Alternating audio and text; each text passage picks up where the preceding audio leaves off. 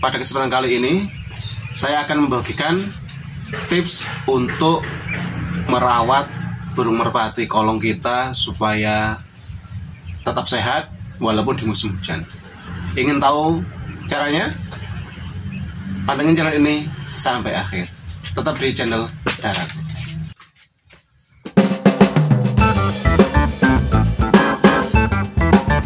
Hal yang pertama yang mesti diperhatikan adalah sanitasi kandang dan lingkungan kandang. Jadi kita harus memperhatikan kebersihan kandang, karena yang namanya unggas apapun, khususnya untuk merpati kolong, itu pasti mengeluarkan kotoran. Lah, kotoran itu mengandung amonia. Apabila amonia itu terlalu banyak dan terlalu lama, apa yang akan terjadi? Yang terjadi adalah uap amonianya itu akan ke atas dan dihirup oleh burung merpati kolong kita, dan ini akan mengganggu sistem pernafasan merpati kita. Jadi yang terjadi apa? Yang terjadi nanti sistem pernafasan merpati kita akan terganggu, dan tenaga ataupun performa terbaik merpati kita pasti juga akan terganggu, karena yang namanya merpati kan itu butuh pernafasan yang sangat ekstra, butuh pernafasan yang panjang. Jadi kalau pernafasan terganggu, yang terjadi ya merpati kita akan, tenaganya akan gembos karena nafasnya itu akan terganggu. Oke, kita akan lakukan sanitasi kandang untuk menjaga sistem pernafasan merpati kita supaya tetap stabil, ya.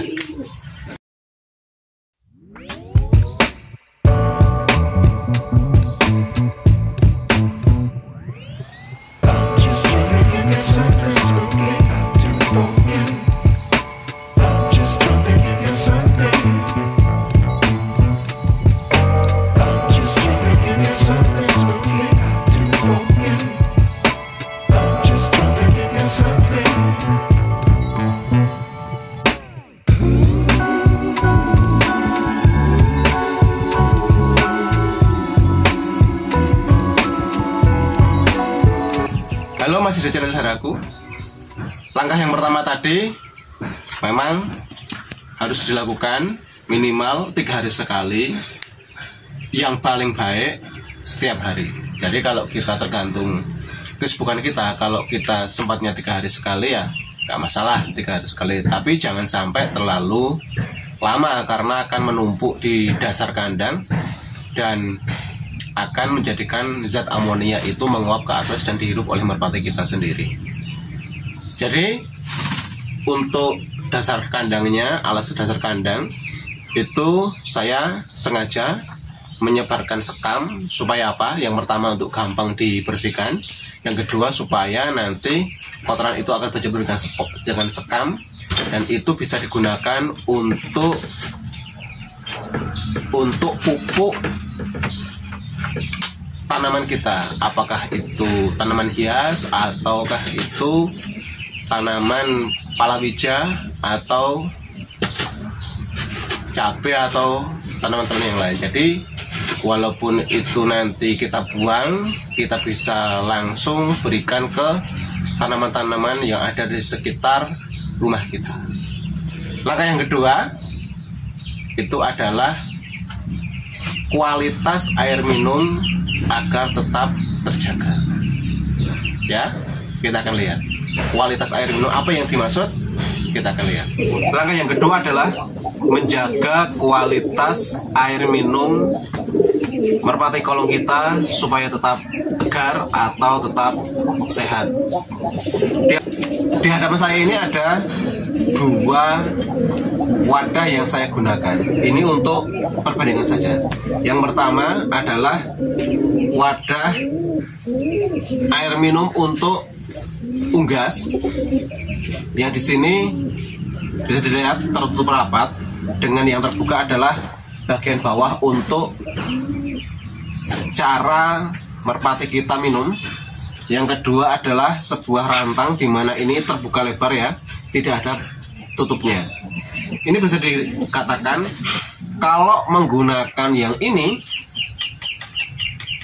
yang wadah yang sudah didesain sedemikian rupa, yang terbuka hanya bagian bawah saja, ini gunanya untuk apa? Yang pertama, untuk efisiensi kita untuk merawat merpati kolong. Efisiensi, kita berikan airnya full sampai atas. Atas kan sudah tertutup ini, jadi kualitas yang ada di dalam wadah ini masih terjaga. Yang terbuka hanya yang bawah. Yang bawah ini biasanya kita cek sehari 2 kali, siang dan sore. Apabila ini kotor, kita gampang untuk membersihkannya. Tinggal kita seka bagian bawah, langsung kita balik, dan kita akan kembalikan posisi wadah ini kepada posisi yang semula. Maka yang akan terjadi adalah yang di bawah, yang di atas, atau yang di dalam wadah ini akan mengalir ke atas, ke bawah. Jadi kualitasnya tetap terjaga. Ini untuk menghindari apabila ada kotoran yang masuk ke dalam wadah air minum, maka kita gampang untuk menggantinya. Kita tidak mengisi full lagi. Tetapi kalau menggunakan wadah seperti rantang ini dengan tidak ada penutupnya, maka apa yang terjadi? Kotoran akan mudah masuk. Yang kedua, apabila tidak dikontrol, yang terjadi, yang dikhawatirkan, nyamuk akan bersarang di sini dan akan bertelur. Dan itu akan menjadi bibit penyakit apabila diminum oleh merpati kolong kita. Jadi ini juga agak ribet. Ketika ini di full, kemasukan kotoran atau jentik nyamuk, maka kita harus mengganti semua. Kalau ada 3 atau 2 nggak masalah, tapi bayangkan kalau kita mempunyai 20 plong kandang merpati, itu akan menguras waktu dan tenaga. Kualitas air juga akan terganggu karena kotoran apapun akan gampang masuk ke dalam air ini. Ya, jadi yang saya maksud menjaga kualitas air adalah yang pertama, gunakan wadah yang sudah didesain sedemikian rupa. Kita hanya mengisinya 2 hari sekali, kita fullkan. Tetapi setiap hari kita akan kontrol apakah yang paling bawah ini kotor atau tidak. Nanti di setiap pagi kita akan menggantinya, gampang, tinggal balik gini, sudah. Dan ini sudah akan otomatis keluar. Itu ya, kualitas air tetap terjaga.